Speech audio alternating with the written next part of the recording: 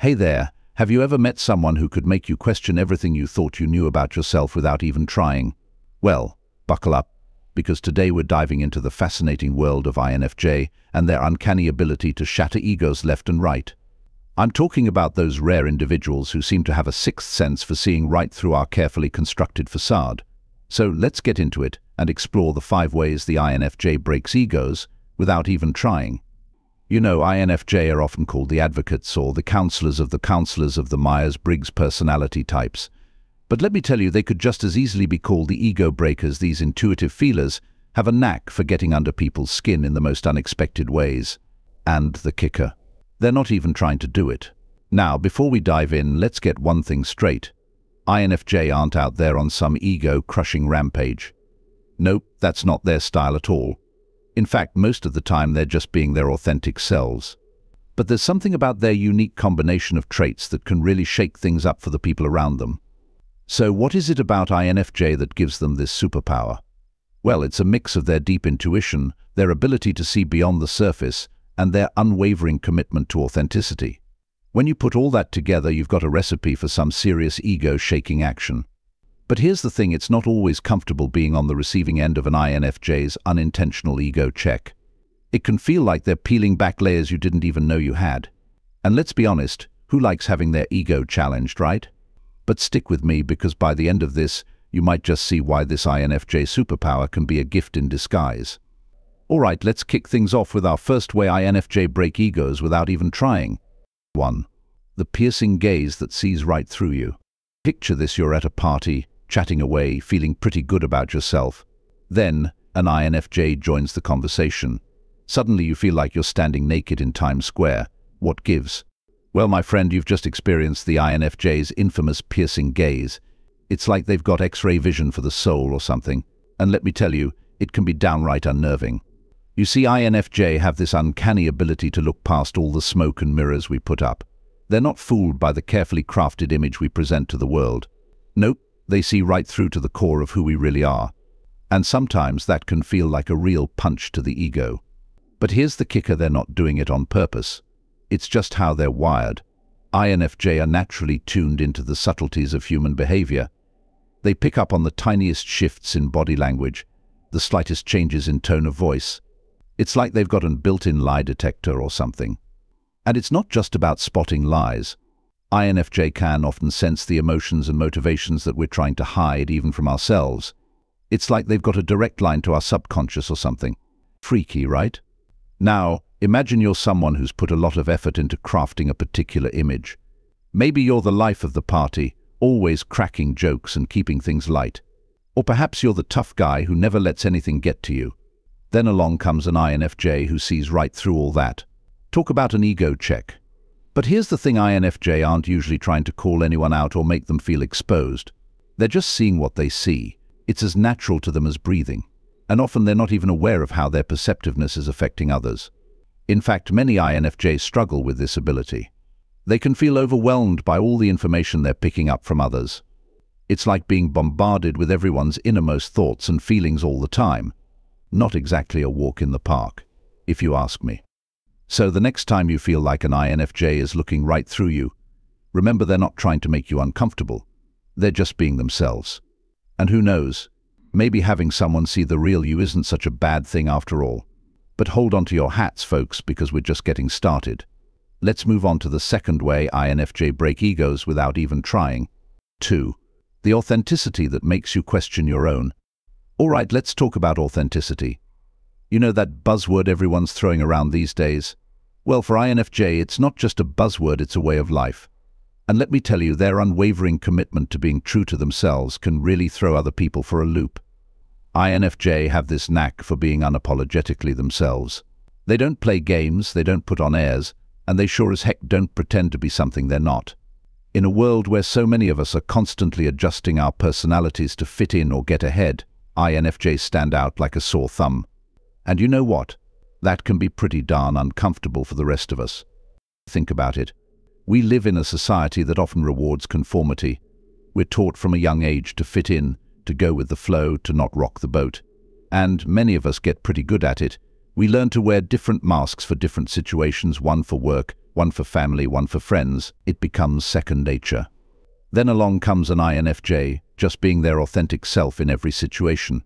No masks, no pretenses, just pure, unadulterated genuineness. And suddenly all those masks we've been wearing start to feel pretty darn heavy. It's like the INFJ holds up a mirror, showing us the gap between who we really are and who we pretend to be. And let me tell you, that reflection isn't always pretty. It can make us question everything: our choices, our relationships, our entire way of living. But here's the thing: INFJ aren't trying to make anyone feel bad about themselves. They're not on some crusade to expose everyone's inauthenticity. They're just living their truth, and in doing so they inspire or sometimes provoke others to do the same. It's like they've got this inner compass that always points true north no matter what. They're not swayed by social pressure or the need to fit in. They march to the beat of their own drum, even when it puts them out of step with everyone else. And you know what? That can be pretty darn inspiring. But it can also be a massive shock to the system for those of us who've gotten comfortable hiding behind our masks. Imagine you're at a work meeting and everyone's playing the usual office politics game. You know the drill: agreeing with the boss, laughing at unfunny jokes, pretending to be excited about that new initiative no one really believes in. Then there's the INFJ, calmly and respectfully expressing their honest opinion, even if it goes against the grain. No brown-nosing, no fake enthusiasm, just straightforward honesty. In that moment, you might feel a mix of admiration and discomfort. On one hand, you wish you had the courage to be that authentic. On the other hand, it makes you acutely aware of your own inauthenticity. And let me tell you, that's one heck of an ego check. But here's the silver lining: INFJ don't judge others for not being as authentic as they are. They understand that everyone's on their own journey. They're not trying to make anyone feel bad about themselves. They're just living their truth and inadvertently inspiring others to do the same. So the next time you find yourself feeling a bit rattled by an INFJ's authenticity, take a moment to reflect. Maybe it's not about them making you feel bad, but about them inspiring you to be more true to yourself. And who knows, a little authenticity might just be the breath of fresh air you need in your life. But hold on to your seats, folks, because we're about to dive into the third way INFJ break egos without even trying. And trust me, this one's a doozy. 3. The empathy that exposes your lack thereof. All right, let's talk about empathy. You know, that ability to put yourself in someone else's shoes and really feel what they're feeling. Well, INFJ have got it in spades. And let me tell you, their supercharged empathy can be a real ego buster for the rest of us. INFJ don't just understand other people's emotions, they feel them. It's like they've got some kind of emotional Wi-Fi, constantly picking up on the feelings of those around them. And I'm not just talking about obvious emotions like happiness or anger. INFJ can often sense the subtle undercurrents, the hidden fears, the unspoken disappointments that most of us miss. Now, you might be thinking, that sounds great. Who wouldn't want to be that in tune with others? But here's the thing: when you're around someone with that level of empathy, it can make you acutely aware of your own shortcomings in that department. Imagine you're telling a friend about a problem you're having. You're not really expecting much, maybe just a sympathetic nod or a "that sucks." But if that friend is an INFJ, you might get a whole lot more than you bargained for. They'll listen intently, sure, but they'll also pick up on the emotions you're not expressing.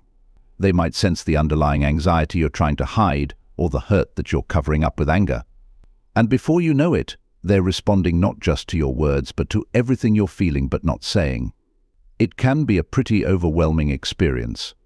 On one hand, it feels amazing to be so thoroughly understood, but on the other hand, it can make you feel exposed, vulnerable. And if you're someone who prides yourself on being tough or unreadable, well, that can be quite the ego check. But it doesn't stop there. INFJ don't just sense emotions, they respond to them.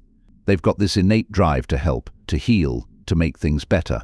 So when they pick up on someone's pain or struggle, they're often quick to offer support or try to find a solution. And you know what? Sometimes that can make the rest of us feel pretty darn inadequate. Think about it. How many times have you seen someone upset and just not known what to do? Maybe you've awkwardly patted them on the back or offered a generic "it'll be okay now." Watch an INFJ in the same situation. They'll know exactly what to say, how to comfort, how to make that person feel heard and understood. It's like they've got some kind of emotional first aid kit that they can whip out at a moment's notice. And in comparison, the rest of us can feel like we're fumbling around with a box of Band-Aids trying to fix a broken leg. But here's the kicker: INFJ aren't trying to show anyone up or prove how empathetic they are. They're just being themselves, responding naturally to the emotions they sense around them. They can't help it any more than you can help blinking or breathing. And you know what? That can be pretty darn humbling. It can make us realize that maybe we're not as emotionally intelligent or as good at connecting with others as we thought we were. Talk about an ego check, right? But here's the thing: INFJ don't look down on others for not being as empathetic as they are. In fact, they often wish they could turn down their empathy a notch or two. Being that tuned into everyone's emotions all the time can be exhausting. So, the next time you find yourself feeling a bit inadequate next to an INFJ's empathetic superpowers, try not to take it personally. Instead, maybe see it as an opportunity to learn. Watch how they interact with others, how they listen, how they respond. You might just pick up a few tricks to boost your own empathy skills. But buckle up, folks, because we're not done yet. We're about to dive into the fourth way INFJ break egos without even trying. And trust me, this one's a real mind-bender. 4. The depth that makes small talk feel shallow. Alright, let's talk about depth. You know those conversations that start off about the weather and somehow end up exploring the meaning of life? Yeah, that's INFJ territory right there. And let me tell you, their penchant for deep, meaningful conversations can really make the rest of us feel like we're wading in the kiddie pool. INFJ have this innate drive to understand the world around them, to dig beneath the surface and explore the deeper meanings of things. They're not content with just skimming the surface. They want to dive deep, to really get to the heart of matters. Now, don't get me wrong. INFJ can do small talk if they have to. They're not social outcasts or anything. But given the choice, they'd much rather dive into a discussion about philosophy, psychology, or the nature of the universe than chat about the latest celebrity gossip or sports scores. And here's where the ego breaking comes in. When you're used to keeping things light and superficial, suddenly being pulled into a deep, meaningful conversation can be, well, let's just say it can be a bit of a shock to the system. Imagine you're at a party, nursing your drink, making the rounds with the usual how's work and nice weather we're having. Then you start chatting with an INFJ. Before you know it, you're discussing the impact of technology on human connection or debating the ethics of artificial intelligence. And you're left thinking, wait a minute, how did we get here from talking about the weather? It can make you feel a bit out of your depth, like you've suddenly been thrown into the deep end without your floaties. And if you're someone who prides yourself on being a smooth talker or the life of the party, well, that can be quite the ego check. But it's not just about the topics they choose to discuss. It's also about how they discuss them. INFJ have this knack for asking probing questions that really make you think. They're not satisfied with surface-level answers. They want to understand your thoughts, your motivations, your beliefs. And let me tell you, that kind of scrutiny can be pretty uncomfortable if you're not used to it. It's like they're shining a spotlight on parts of yourself that you usually keep in the shadows. They might ask you why you believe what you believe, or challenge you to think about things from a different perspective. It's not that they're trying to put you on the spot or make you feel uncomfortable. They're genuinely curious and interested in understanding you on a deeper level. But if you're used to keeping things light and breezy, this kind of depth can feel like a real curveball. And here's the thing: INFJ don't just talk the talk, they walk the walk. They apply this same depth to their own lives, constantly questioning, exploring, seeking to understand themselves and the world around them better. And when you're around someone like that, it can make you acutely aware of areas in your own life where you might be skating by on the surface. Maybe you start to realize that you've been avoiding some big questions in your life. Or perhaps you become aware of how much time you spend on things that, in the grand scheme of things, don't really matter all that much. It can be a real wake-up call. But here's the silver lining: while this depth can be uncomfortable at first, it can also be incredibly rewarding. INFJ have a way of bringing out depth in others, of encouraging people to think more deeply and meaningfully about their lives. So, the next time you find yourself in a surprisingly deep conversation with an INFJ, try not to let it shake your ego too much. Instead, maybe see it as an opportunity to explore parts of yourself and the world that you usually overlook. Who knows? You might just discover something amazing. But hold on to your hats, folks, because we're about to dive into our fifth and final way that INFJ break egos without even trying. And trust me, this one's a real game changer. 5. The idealism that challenges your cynicism. Alright, let's talk about idealism. You know that friend who always sees the silver lining, who believes in the goodness of people, who thinks they can change the world. Chances are, they might be an INFJ. And let me tell you, their unwavering idealism can be a real ego buster for us more cynical folks. INFJ are known for their strong ideals and their belief in the potential for positive change. They're not just dreamers, though, they're doers. They believe in their ability to make a difference, and they're willing to put in the work to make it happen. Now, in a world that often seems dark and cynical, this kind of optimism can be, well, let's just say it can be a bit jarring, especially if you're the type who prides yourself on being realistic or pragmatic. Imagine you're complaining about some injustice in the world, maybe it's about politics or the environment or social issues. You're feeling pretty justified in your anger and frustration. Then along comes an INFJ with their "we can change this" attitude. They're not just sympathizing with your frustration, they're already thinking about solutions, ways to make a difference, steps to take action. And suddenly your righteous anger starts to feel a bit, well, unproductive. It's not that INFJ are naive. They're well aware of the challenges and obstacles in the world, but they have this unshakable belief that things can get better, that people can grow and change, that positive change is possible. And when you're faced with that kind of optimism, it can make your own cynicism feel pretty darn heavy. Think about it. How many times have you caught yourself saying things like "that's just how the world works," or "people never change," or "what's the point in trying"? It's easy to fall into that kind of cynical thinking. It's comfortable. It's safe. It doesn't require us to put ourselves out there or risk disappointment. But then an INFJ comes along with their idealism and their drive to make a difference. And suddenly, all those cynical excuses start to sound a bit, well, like excuses. It's like they hold up a mirror, showing us the gap between who we are and who we could be if we dared to believe in something better. And let me tell you, that reflection isn't always comfortable to look at. But here's the thing, INFJ aren't trying to make anyone feel bad about their cynicism. They're not on some crusade to convert everyone to eternal optimists. They're just living their truth, pursuing their ideals, and in doing so they inspire or sometimes provoke others to do the same. It's like they've got this inner light that keeps shining, even in the darkest of times. They're not blind to the darkness, they see it. They feel it, often more deeply than most. But they refuse to let it dim their light. Instead, they use that light to guide themselves and others towards something better. And you know what? That can be pretty darn inspiring. But it can also be a massive shock to the system for those of us who've gotten comfortable in our cynicism. Imagine you're at a work meeting, discussing some long-standing problem that everyone's given up on solving. People are just going through the motions, complaining about the issue but not really expecting anything to change. Then there's the INFJ, calmly and passionately presenting a new approach, a fresh perspective, a way forward. No defeatism, no cynicism, just genuine belief in the possibility of positive change. In that moment, you might feel a mix of admiration and discomfort. On one hand, you wish you had that kind of optimism and drive. On the other hand, it makes you acutely aware of your own cynicism and apathy.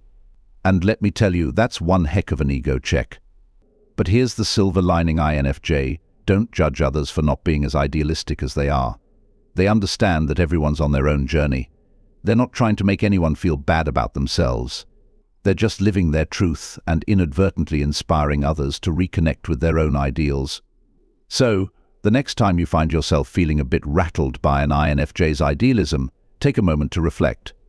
Maybe it's not about them making you feel bad, but about them inspiring you to reconnect with your own hopes and dreams. Maybe it's an invitation to dust off those ideals you tucked away long ago and give them another shot. And who knows, a little idealism might just be the spark you need to make some positive changes in your life and in the world around you. Now, let's wrap this all up and see what we can take away from these 5 ways INFJ break egos without even trying. In conclusion, so there you have it, folks, the 5 ways INFJ break egos without even trying. From their piercing gaze that sees right through us, to their unwavering authenticity that makes us question our own, their deep empathy that exposes our lack thereof, their love for depth that makes small talk feel shallow, and their idealism that challenges our cynicism. It's quite a list, isn't it? And if you're feeling a bit overwhelmed or maybe even a little defensive right now, well, that's perfectly normal. Having your ego challenged isn't exactly a walk in the park. But here's the thing, INFJ aren't out there trying to break egos or make anyone feel bad about themselves.